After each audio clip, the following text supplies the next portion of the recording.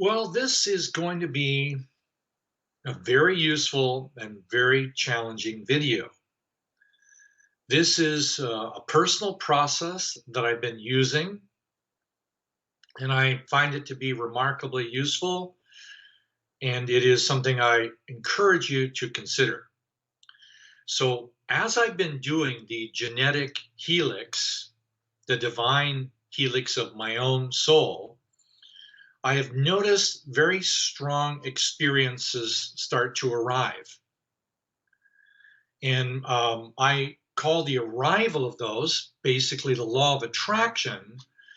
But one of the very strong ones has been a feeling of sadness.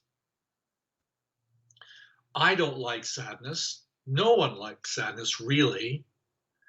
But the protocol requires that I take the sadness and feel it. So, over some weeks of feeling it, what I've noticed is a tool I've started to call splitting the mirror. And what's the mirror? The mirror is life itself bringing to me a perfect reflection of what's inside of me. So that perfect reflection I call the law of attraction. The law of attraction is the mirror, meaning all of life will give me the exact reflection of what I need to feel and learn. So in this one, sadness, by the way, has many other adjectives or nouns around it, but we all know some degree of sadness, but it's important because sometimes it's related to the lung and it's related to grief and disappointment in different ways. But sadness is oftentimes one of the first ones we need to feel. It's always there. You can hide it with activity. You can have substances, or you can do something else. You can use your phone. You can get busy. You can do rock and roll and sex and whatever else. But sadness does exist because it exists universally. It's been in my family, your family, and the human family for a very long time. I still have to deal with my personal experience of sadness. So splitting the mirror splits into two parts. One part is very strong and comes down like this muddy river, and it's the sadness I need to feel, but then I notice the instrument I need to apply from the two girl or the lake of peace, the empathy, I need to use empathy as a discernment tool. This discernment means I want to discern, to distinguish, or separate my sadness versus my mother's sadness. Mothers are very, very powerful. They're very much linked into your feelings. So I'm willing to deal with my own feelings of sadness, but I need to use a desire for discernment to distinguish the difference between my mother's sadness in her life or something more specific, like the loss of her own mother when she was 5 years old. Her mother died in childbirth and left my mother alone, has no memories, and so on and so on. And then my grandmother, my great grandmother, also died in childbirth. So there's a whole series of gates on my mother's side of the family that deal with sadness. Wow. I appreciate those forms of sadness were embedded inside of me. Now, unless I can discern them, I can't easily release them. So I have to be willing to want to feel the difference between my mother's sadness and my sadness.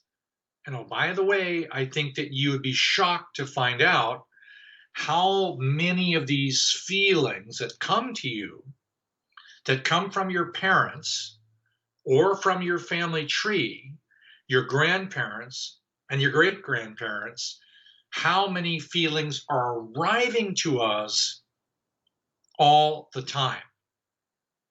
What I must deal with is I must deal with these feelings, and specifically in this moment, the feeling of sadness that was transmitted to me before I had the capacity to be able to say no or to reject it or to make a decision about it. So, pretty much most, not all, of the sadness under the age of 8 was imprinted inside of me genetically or emotionally by my parents or guardians or other people before my intellectual field was solidly enough created that I could reject other people's tendencies to want to include their sadness inside of me. We all have this sadness. So to be able to feel the difference, I have to have a sincere desire to feel myself and to feel the sadness that's genuinely mine. In the process of feeling this, I can feel my mother's sadness or my grandmother's sadness, and I can actually begin to deal with, reconstruct, let go of, let it move on to my mother wherever she is. So I don't need to keep re-experiencing and regenerating a social environment because of my ancestry. Now, there is another side to this image. This image on this side represents my choices of the future.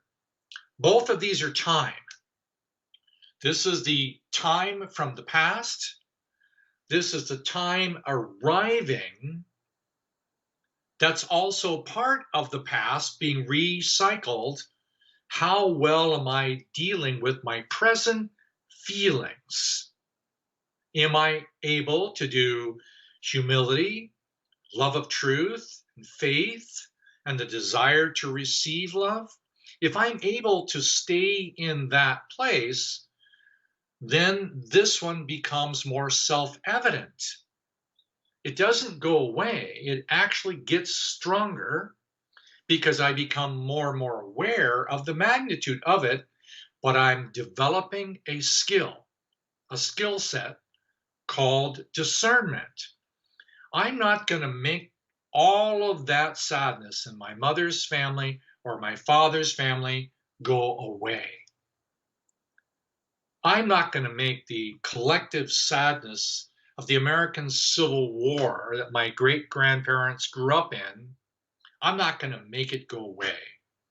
I'm not going to make the sadness of slavery that my parents and great grandparents involved themselves in, and that in some way or another I still sustain. I'm going to, as much as possible, discern my feelings now from the feelings in the past. Now, if I have a moment where the law of attraction brings me something significant, which, by the way, is every day, I want to use the discernment to help me detect the difference between what's mine and what's someone else's. So what's really mine? What's mine is any time I've used my will. Sometimes that can be as young as 3 or 4, but definitely by the age of 7 or 8, anytime I use my will to sustain the sadness from the past, it's mine. Anytime I use my will to create a new sadness that's not from the past, just because I'm emotionally familiar with using sadness maybe to manipulate somebody or self-pity or emotional projection, all these different ways we use social, emotional, humor, gestural, postural projection, and on and on. Anytime I've used sadness with my will I've created it now in my future and it's still arriving. This river is not pure, not at all. Now I need to be responsible to feel everything that's coming at me and everything that I'm actually engaged in creating. That's really what's significant, is how to be able to distinguish the difference between things from the past that I really need to deal with, but things in the future I absolutely must deal with because I do them with my will. Let me show you just another picture. Here is a picture like the other one, and that is the dark ocean and the less dark ocean, because they're both polluted in some form or another. So this is another form of discernment at a higher level. The discernment on a higher level is to recognize when I'm judging one side or the other, and I'm refusing to actually let it flow through me. Here's one of the things I've learned. I know this sounds obvious, but I'm not personally responsible for all the suffering on earth. And I'm not capable of making all the suffering on earth go away. But I am capable of feeling that part of sadness inside myself. I am capable also of feeling the sadness that I'm still projecting into the world. I am a contributor to the global sadness collective. I no longer want to be a contributor to global suffering, because that global suffering produces a boundary unto itself. So if I start to do my personal exercises and I do them really well, I hit a boundary. That boundary reveals inside of me the magnitude to which I still need to feel. In this case, the sadness. Now I need to be able to feel global sadness, but like the ocean that refuses no river, judge nothing. No, I can't do that yet, but I'm practicing. I'm practicing to feel my own sadness, not judge it, feel it. I'm practicing to feel the sadness of others, not judge it, but even invite it to pass through, not judge it. On the way through, I might even have some gratitude for the existence of sadness in other people and myself, because now there is the opportunity to feel more, not to judge it. Yes, later on, I need to look at the very source of my own pituitary-based transmissions. That just means how I use my will to continue to transmit sadness to the global collective. It's another boundary. I no longer want to transmit it ever again. But in order to not transmit it, I need to acknowledge I'm engaged in and have been engaged in for my entire life, transmitting it to the global collective. It becomes a boundary for myself and everyone else. So if you hit that wall of sadness, you can pause for a moment and blame me or anybody else, because we've all contributed to it, and then not judge it. But sooner or later, you have to be responsible for what you've transmitted. That's a whole nother topic, but a very important one. So this is what I mean by splitting the mirror. Whatever the trigger is, I want to split it. To what degree in this experience, show me the truth about the sadness that comes from my family tree, that there's really not my responsibility to end the sadness of my parents. But it is my responsibility to distinguish what's theirs, what's mine. That's capable of eliminating a big chunk of sadness that you didn't know you're processing it for your mother, whether she's alive or not, for your father, whether he's alive or not, and the grandparents. You don't need to have a genetic link to their suffering. Eventually, you can have sympathy, you can have compassion, you can have a sincere desire to want to educate them on how to be able to process their own sadness. And that's one more thread out of the global barrier. If each and every one of us accepts the responsibility to feel our own sadness, we can dismantle that boundary and no longer be influenced by it. If I'm triggered at all, the mirror shows me it's still inside of me. Split the mirror. Give up the need to process everybody else's sadness. Won't work.